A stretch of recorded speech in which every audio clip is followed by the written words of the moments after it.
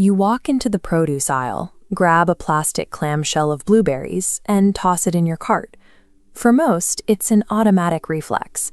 We buy them because they are categorized as a superfood, a convenient source of antioxidants that have become a staple of the modern health-conscious diet. At this point of purchase, we usually see these berries as a single, consistent product, expecting that any container we choose will provide the same nutritional value. However, viewing the blueberry as a generic commodity overlooks the biological diversity of the fruit, making it difficult to know if we are actually getting the specific nutrients we are looking for. To see why, we have to zoom out. Globally, the word blueberry is an umbrella term covering dozens of distinct agricultural cultivars grown in vastly different environments. The physical variations across the global market are significant. You have the massive northern highbush, the tiny wild lowbush, and the heat-adapted southern rabbiteye. These varieties grow in different climates and reach different sizes. This raises a central question.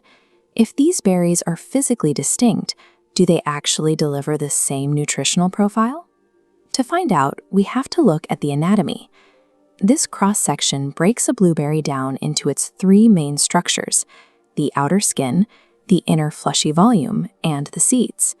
The inner flesh carries its own specific payload, holding a high concentration of water, along with vitamin C, vitamin K, and manganese. Within that flesh are the seeds, which are the berry's primary source of dietary fiber. But the component most people are looking for when they buy blueberries does not live in the flesh or the seeds. It is found almost exclusively in the skin. These are anthocyanins. They are the plant compounds that give the berry its deep blue pigment and provide the antioxidant properties that neutralize free radicals in the body. Because these antioxidants are concentrated in the skin rather than the flesh, the physical geometry of the berry dictates its health impact. Consider this scale comparison between two common varieties: a large cultivated northern highbush and a tiny wild lowbush berry. Because anthocyanins only live in the skin, the size of the berry changes the nutritional math. The large highbush variety consists mostly of interior volume, meaning more water and flesh relative to a thin outer layer of skin. In contrast, the tiny wild lowbush variety has a much higher percentage of skin relative to its total volume. This means that in a real-world serving, 1 cup filled with tiny wild blueberries has significantly more total skin surface area than a cup of large cultivated berries.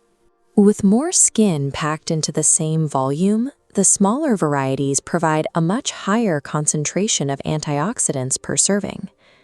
By selecting for larger, more hydrated berries over time, commercial agriculture inadvertently decreased the density of the fruit's primary nutrient.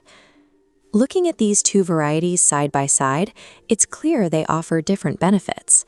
Neither is better or worse, but they serve different roles in a diet. The large cultivated varieties are an efficient choice if you are prioritizing hydration, low-calorie volume, or dietary fiber.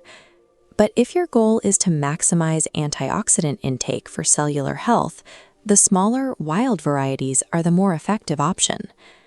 Other varieties, like the southern rabbiteye, fall somewhere in the middle, offering their own unique balance of these components.